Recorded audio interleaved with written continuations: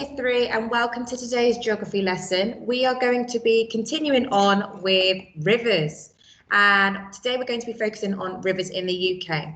Okay, so I'm going to share my screen so you can see exactly what we are going to be doing.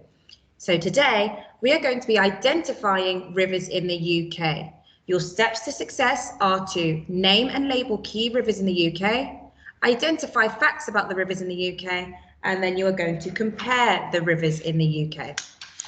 So before we start, before we get on to today's lesson, we're going to start with our recap quiz, recapping some of our learning that we did last week and also one question from last term.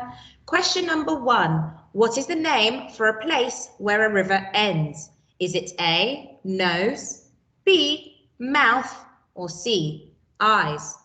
Pause the video so you can answer that question.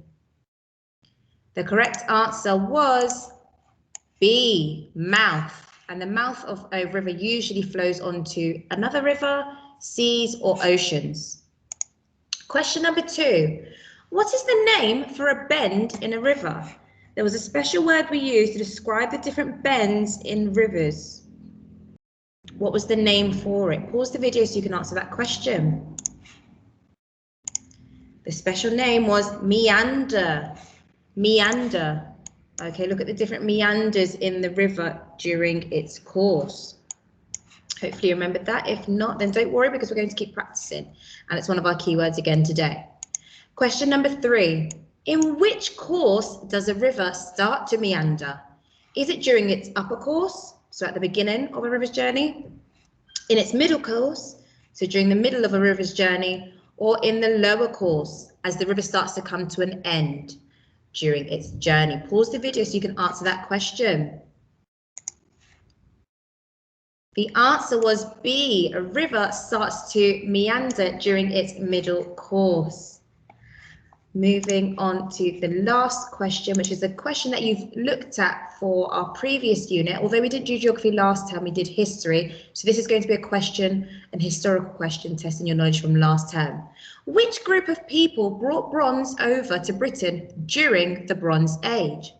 Look carefully at this picture of the Amesbury Archer, and hopefully that can help you come up with the name of the group of people that brought bronze over to Britain during the Bronze Age. Pause the video so that you can do that now. Okay, fantastic. Hopefully you've done that at home. The group of people were called the Beaker people. I tried to use this image to help you because it's got some pictures of beakers in them. They were also known as Bell Beaker people. If you put that, that's fine as well. Fantastic. So getting started with our key vocabulary, we actually are going to recap a lot of the key vocabulary that we looked at last week because it's the same words that we're going to be focusing on today. So starting off with river. Your turn. Fantastic. A river is a large natural stream of water. So it's natural, it's not man-made, they naturally exist. Nobody has created them. Meander. Meander. That was one of the key words in the answer to the question. And it's just a winding curve or bend in a river. So usually rivers meander during its middle course, as you can see. So during the middle of its journey and it starts to widen. Source. Source.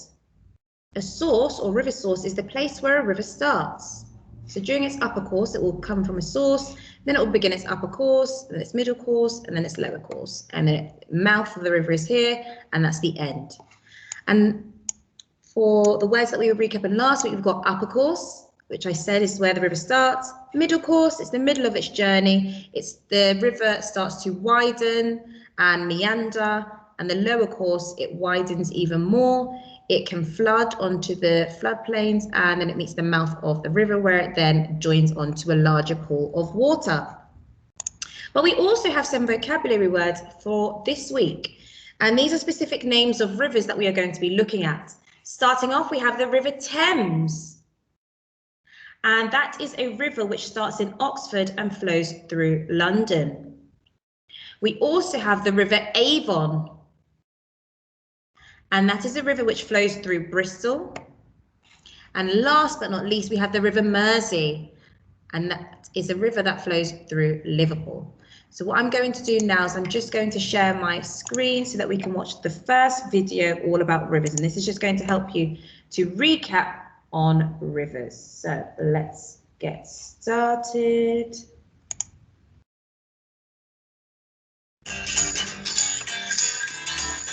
Rivers are home to a whole host of different types of animal and plant life. But where do rivers come from? Up there? Many rivers start high up in hills or mountains. This is where its source is found. What are we looking for anyway? The source of the river. Well, we can't see much around here. Come on. There are a few different types of river source. It can be a lake, a bog, rainfall, or a spring. I think I find it. A spring is where water is released from under the ground. But the same thing happens whatever the source. Water from the source trickles downhill, forming a small stream, which joins another stream to make a bigger stream. This happens all the way down the hill until you get A river! the flow of the water slows as a river twists and bends, meandering its way through the countryside. But where does it go? The sea? Yes, rivers lead to the sea or a lake, and the place where it enters the sea or lake is called the river mouth. Rivers that flow into the sea form an estuary where fresh water from the river mixes with the salty water from the sea. It's not just animals that choose to live near rivers. People love to live near rivers too. Ooh, nice house. Yeah, I'd like to live there. Not me. Why not? Floods. Yeah, floods can be a problem for people living near rivers. Building river defences or diverting the path of the river to a safe area can help to minimise the risk. Okay, well, maybe it wouldn't be so bad then.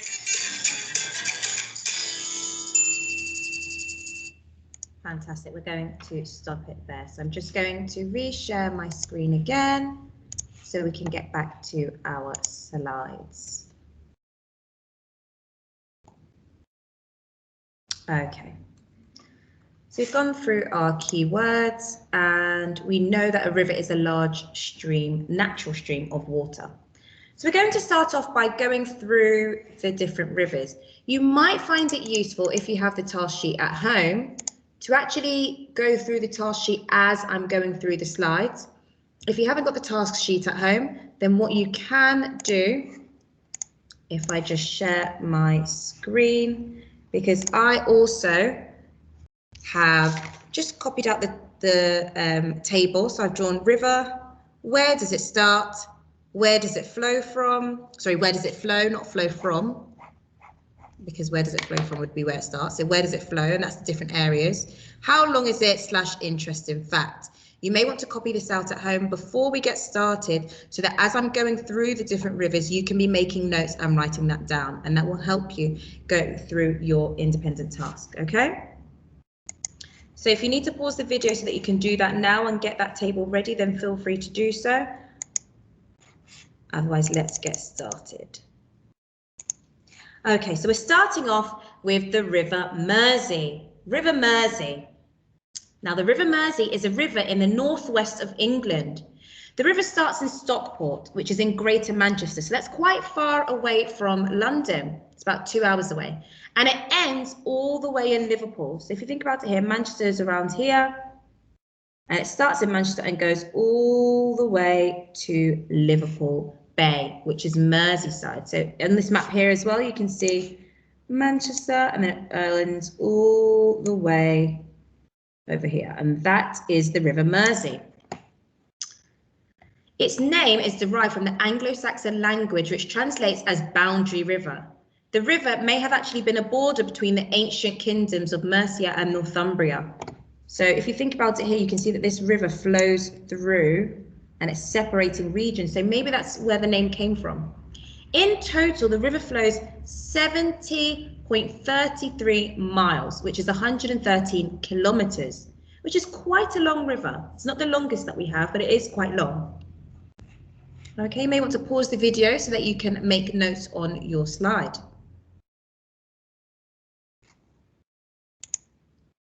Fantastic. Moving on to the River Avon, which is our second river.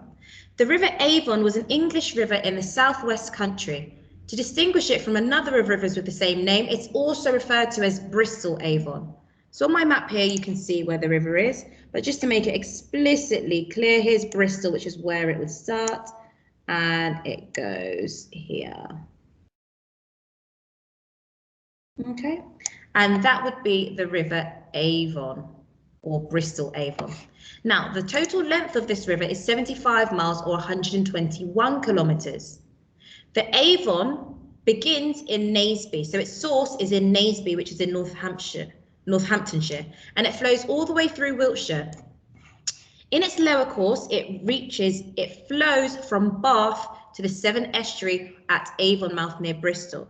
So if I look at my map over here, you can see it starts in Naseby, North Hampshire, which is somewhere around here, and then it flows all the way through Wiltshire until it finally arrives at Bristol. The Avon is not a very large river. It's the 19th longest river in the UK at 75 miles and 121 kilometers. That means there are 18 rivers in the UK that are much longer than the River Avon. Okay, you may want to pause the video so that you can write down your notes. Okay, what's the river called?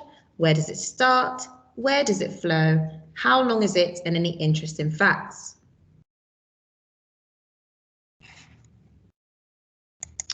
Great work.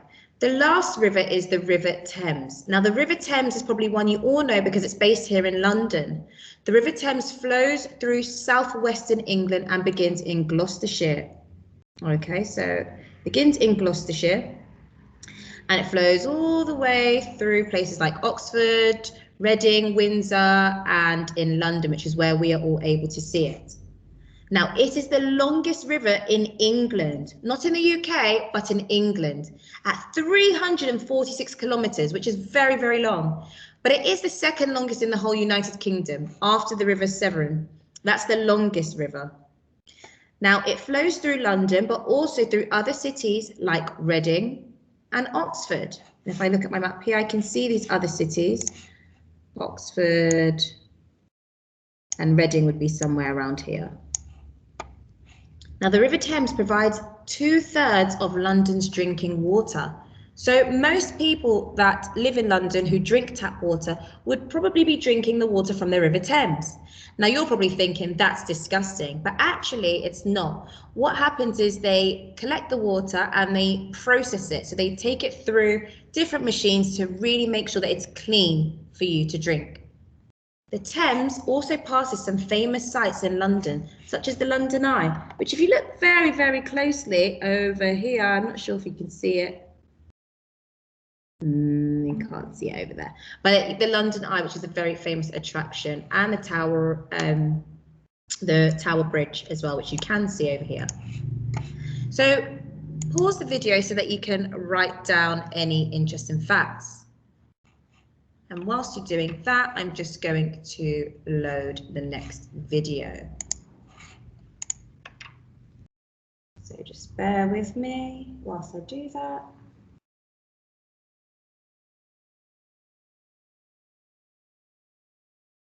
Okay, let's get that loaded.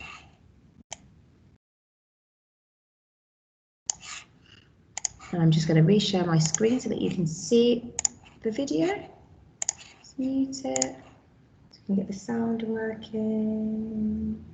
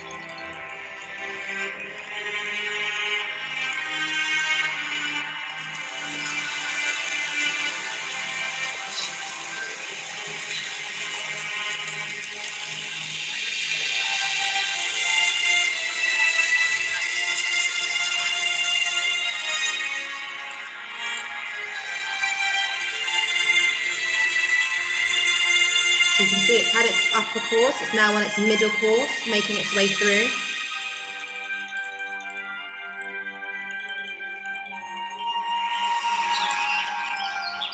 You see the meander of the river there.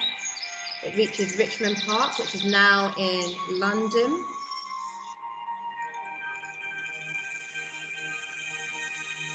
And lots of animals use this river to drink. You see there's some deer, which you can find in Richmond Park.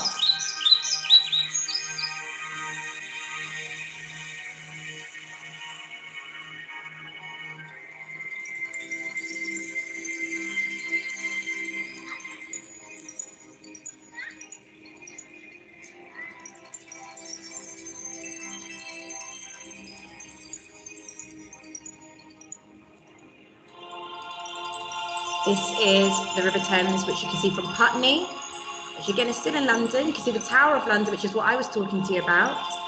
The Shard, don't know why it's spelled like that, I think it's in a different language. Millennium Footbridge, so all these famous attractions, the River Thames passes. You can see riverboats, people are crossing the Thames on the bridge. The London Eye is right on the River Thames, one of the most famous attractions in London. This is a view from one of the capsules.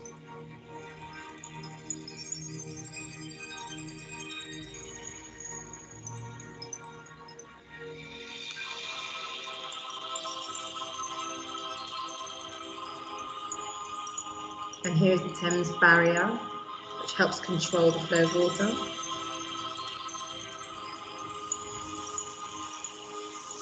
And finally, it reaches its mouth where it connects to Southend-on-Sea. Okay, and that is a river's journey. I hope you enjoyed watching the journey of a river from start to finish. It was quite relaxing, actually. I felt very calm watching that. So what we're going to do now, if you haven't already completed the independent task, I'm just going to model it for you. I always find it easy to do it as we're going through the slides, but you might find it easier to do it at the end. So using all the information that we have just gone through, you need to complete the fact file on the different rivers. Your steps to success are to name and label the key rivers in the UK, identify facts about rivers in the UK, and we're going to compare the rivers in the UK. So you may have already done the first two, but keep watching so that you know how to compare. So I'm going to model it using this. This is not what you're going to do because you've got your three rivers, which is the River Avon, the River Thames, and the River Mersey. I'm just going to show you exactly what I want you to do by modeling it using the River Exe. Okay. So what I'm going to do is I'm going to just share my. Okay, I've just used a ruler to create this table, and I'm just going to share that for you. So what is the river? First, I'm going to start off with the river. The river is called River Exe. I'm just going to put river, capital letter for its name, because it's the name of a specific river. It's the name of a place. Where does it start? Well, I know the River Exe is more than 50 miles long and stretches almost all the way from the Bristol Channel in the north to the English Channel, which is in the south. The source of the Exe is near Simon's Bath on Exmoor. So I'm just going to put Simon's Bath, which is a very strange name. Sounds like somebody's bath. Simon's Bath on Exmoor. Remember, these are places. They're the names of places, so they all need capital letters. Okay, so that's where it starts. Where does it flow through? Well, whilst the River Exe is en route, it passes many different communities, including Tiverton and Devon's county town, Exeter. So it passes Tiverton, Devon, and Exeter. So I'm just going to list some of the places that it passes. So Tiverton. Remember to use joined up handwriting, comma. I'm going to put Devon. And I'm just also going to put Exeter, even though I know Devon, Exeter is in Devon, so Exeter. Fantastic. The next thing says, how long is it? Well, if you remember at the beginning, I said the River Exe is more than 50 miles long, so I'm just going to put 50 miles long. and it says to tell me an interesting fact. Well, I think quite an interesting fact is how it connects to two different channels. So it connects from the Bristol channel to the English channel. So it stretches almost all the way between those two channels. And I think that's very interesting. So I'm just going to put that. It, capital letter, stretches between the Bristol channel and the English channel. Fantastic. That's exactly how you should be completing the independent task. Now, I'm just going to quickly go back to my slides because that's not the only thing you have to do. So far, if I go back to our steps to success, we've named and labelled the key rivers in the UK. We've identified facts about the rivers. Now we need to compare the rivers in the UK. So I'm going to use this to help me.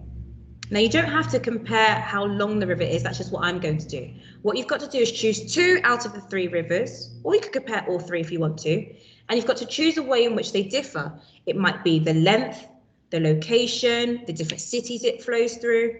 Then you've got to compare them in your books, well, in your papers, on your papers, using comparative vocabulary and sentence starters. You want to be using words like whereas, although, in contrast, in comparison, but you also may compare by saying similarly.